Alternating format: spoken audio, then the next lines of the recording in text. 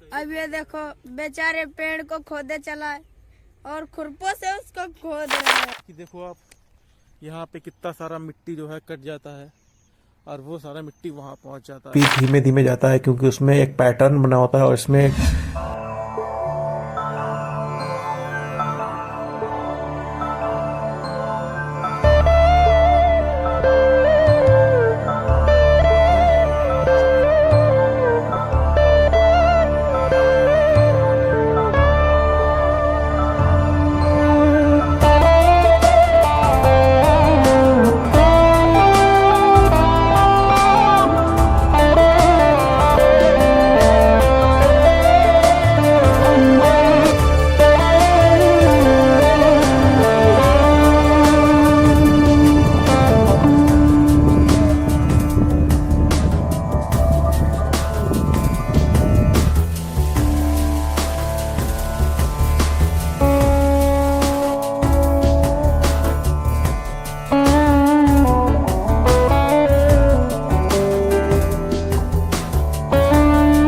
Welcome back to Piece of Farm.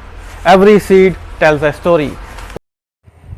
क्यों बसंत ये दोबारा गड्ढा क्यों खुदवा रहे हो? अरे दोबारा का यहाँ मेरे होगा रोड पर। अच्छा, तो अब यहाँ दूरी पर हो जाए, यहाँ ट्रैक्टर निकल जाएगा जोतने के लिए। तो आपको उस टाइम घास की टेंशन में आपको ध्यान नहीं रहा क्या? हाँ टेंशन तो ध्यान करो। अच्छा, तो कोई नहीं, ये सब गलतियाँ। भगत पूछो, भगत कदो आए तो अभी क्या कर रहे हैं भगत दादा? क्यों तुम्हारी समझा बता रहे, हम का कर दिया तेरी गाड़ी बता वीडियो को। तो अब ये क्या हो रहा है दादा? ये तम्बाकू गिट रहे हैं। क्या कह रहे? ये तम्बाकू गिट रहे। तो कोई नहीं, अब दोबारा गड्ढा हम लोग यहाँ पे कर रहे हैं। अब दोबारा देखो निकल जाए तो बढ़िया है, अगर नहीं निकला तो ये पेड़ जा भी सकता है।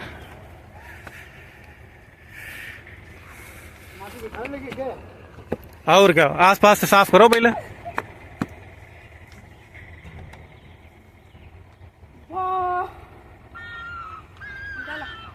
दूर तेरे देखो कितना का हीरा ना खोदे। तो ये बढ़िया। आंबे केरी पिंडी दिखाओ, 3-4 आंगूर रहती हुआ दाबी जाते खाली। हाँ, तो करो फिर। वाह ऊपर करी है कि वाह, और ज्यादा दबी है तो सड़कत है। यह पौधा हटाने की बस एक ही वजह है कि हमने इसको रोड के किनारे लगा दिया है, और अगर हम लोगों ने इसको 3-4 साल तक यहीं बना रहने दिया तो ये पूरी रोड को ब्लॉक कर देगा और आने जाने में लोगों को असुविधा हो जाएगी। खासकर ट्रैक्टर और मशीन्स, ट्रॉली, जो भी सामान ले जाते हैं यहाँ से, वो नहीं जा पाएगा, इनकन्वीनियंट हो जाएगा हम सब लोगों के लिए। तो हम लोग ये पौधे को यहाँ से निकाल कर 10 फीट अंदर खेत में लगाएंगे, जिससे इसकी जो ब्रांचेस हैं वो रोड तक ही आ पाए, उसके ऊपर न जा पाए। तो इसमें हमारी मदद करी थी विश्राम दादा ने, जो कि बहुत सालों से खेती कर रहे हैं। तो हम और भगत दादा उनके मजे ले रहे थे कि उनको ये ध्यान कैसे नहीं आया कि हम लोग इसको रोड के किनारे इतना नहीं लगा सकते हैं। मुझको तो बिल्कुल आइडिया नहीं था, बट उनको भी बिल्कुल आइडिया नहीं था। और फिर जब भगत भाई आया तो उन्होंने फिर बताया कि तुमने लगा तो दिया है, अब तुम्हारे खेत से ये निकलेंगी चीजें। तो फिर वो हंसने लगे और बोले कि तुरंत इसको यार फिक्स करते हैं, वरना ये तो बहुत बड़ी प्रॉब्लम कर देगा। मुझे तो बिल्कुल ही इस बारे में ध्यान ही नहीं रहा। तो फिर हमने इसको निकाला और अंदर खेत में प्लांट किया। आई होप कि अब इस पौधे के साथ कोई भी छेड़खानी नहीं हो, ये यहीं पे फलता फूलता रहे और 3-4 साल बाद यहाँ पे हमें अच्छी सी छाया और बहुत सारे आम दे। तो फिर से हमने इसे पानी दे दिए, जिससे कि इसकी जड़ें जो हैं मजबूत हो जाए और इसको कोई भी स्ट्रेस ना लेना पड़े। तो हमारा ये काम रात तक फाइनल हो पाया। तो थैंक गॉड ये पेड़ लग गया। तो सेम डे पर 2 बार ये हम लोग पेड़ लगा चुके हैं और अब ये बिल्कुल सही जगह पे लगा है। ये खेत के बाहर नहीं जाएगा और रास्ते को ब्लॉक नहीं करेगा।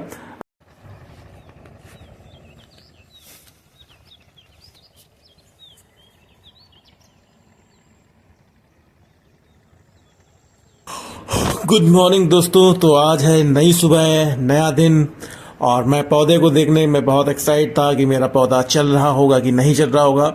तो जब मैंने इसको देखा तो ये नॉर्मली जैसे नर्सरी में था वैसे ही अभी दिख रहा है। 3-4 दिन के बाद और कंफर्म हो जाएगा कि हमारा पौधा लंबी रेस का घोड़ा है या नहीं है। आज मेरे पास वैसे आप लोगों के लिए एक सरप्राइज था कि आज मैं भिंडी बोऊंगा और आप सब लोगों को दिखाऊंगा, लेकिन खेत ने साथ नहीं दिया और ये सूख गया इतनी भारी लू में। वो सूख गया। अब ये सब प्रॉब्लम होती है यार। अब नीचे वाला खेत जो है वो क्या है, ढालू खेत है, मतलब कि ऐसे ऐसे खेत, बराबर खेत नहीं है। तो अब ऊपर वाला खेत में पानी लगाया, उसमें नीचे वाले में भी पानी लगाया, लेकिन अभी ऊपर वाले में आप देखो तो नमी है, देख रहे हो आप। लेकिन अभी अगर मैं आपको नीचे वाला खेत दिखाऊंगा तो वो सूख चुका है। अब ये प्रॉब्लम जो है ना बहुत ही बेकार से प्रॉब्लम है कि मैं पानी लगा चुका हूँ फिर भी मुझे दोबारा एक बार उसमें पानी दोहराना पड़ रहा है। तो ये चीज़ है। बाकी देखो आप यहाँ पे कितना सारा मिट्टी जो है कट जाता है और वो सारा मिट्टी वहाँ पहुँच जाता है। तो अभी खेत जो है ना, खेत उतना नहीं है जैसा होना चाहिए। ऐसे पूरा टप्पा जो है सूख गया ये, और इसको पानी चाहिए रहेगा, अदरवाइज ये मक्का तो फिर दिक्कत करेगी। ऊपर से ये देखो ये पत्थर चटा है खेत में, और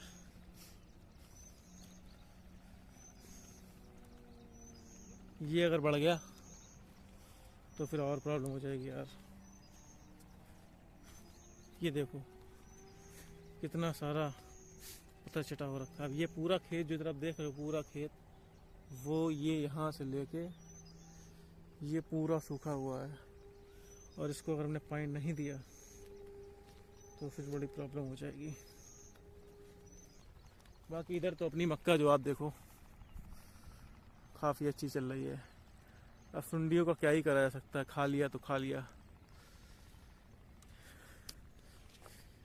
यही सोच के मैंने अब इसमें यहाँ पे नीम का पेड़ लगाया हुआ है। तो अगर आप लोगों ने यहाँ तक वीडियो देख लिया है तो इसी आम के पेड़ के फ्रेम में आपको एक नीम का पौधा दिखाई पड़ेगा।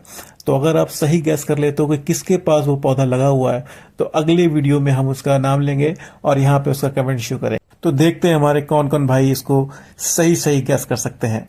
तो मैं पौधे को थोड़ा सा लाड़ प्यार कर रहा था। आज इसका दूसरा दिन था हमारे खेत पे, और इसको पानी हमने दोबारा से थोड़ा सा दे दिया।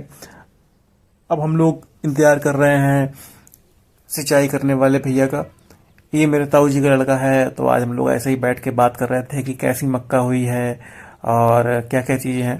तो ऐसे ही इंजॉय कर रहे थे, बैठ के इंतजार कर रहे थे। अच्छा लगता है यार यहाँ पे काफ़ी। बस यहाँ पे अगर पेड़ हो जाए तो और भी यहाँ पे सुंदर बन जाए और काफ़ी चीज़ें अच्छी हो जाए।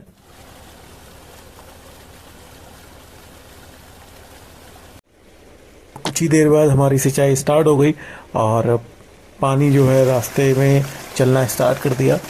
और ये पानी जो है आलू के मुकाबले में काफ़ी धीमे धीमे जाता है, क्योंकि उसमें एक पैटर्न बना होता है और इसमें थोड़ा सा खुला हुआ रास्ता होता है।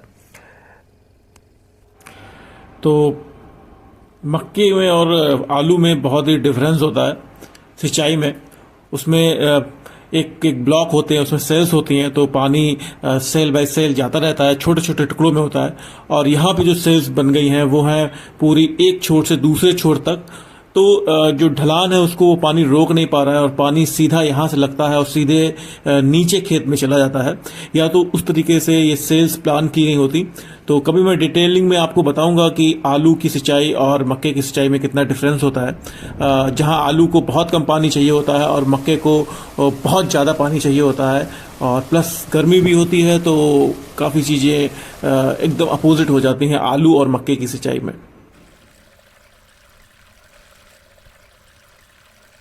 तो इस खेत का नुकसान देखो, ऊपर की टॉप सॉइल पूरी बहकर नीचे वाले खेत में आ रही है, और नीचे वाले खेत में लंबी लंबी सेलें हैं, तो पानी बहुत देर तक रुक नहीं रहा है।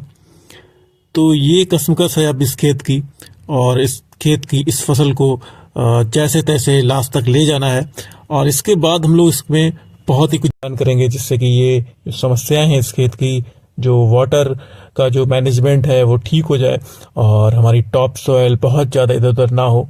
तो आज के लिए बस इतना ही। तो मैं आपका दोस्त अमिताभ तिवारी इस छोटे से खेत से वीडियोस बनाकर अपलोड करता रहता हूं। अगर आपको फार्मिंग में इंटरेस्ट है और मेरे वीडियो थोड़े भी आपको अच्छे लग रहे हैं तो please hit the subscribe button, press the bell icon.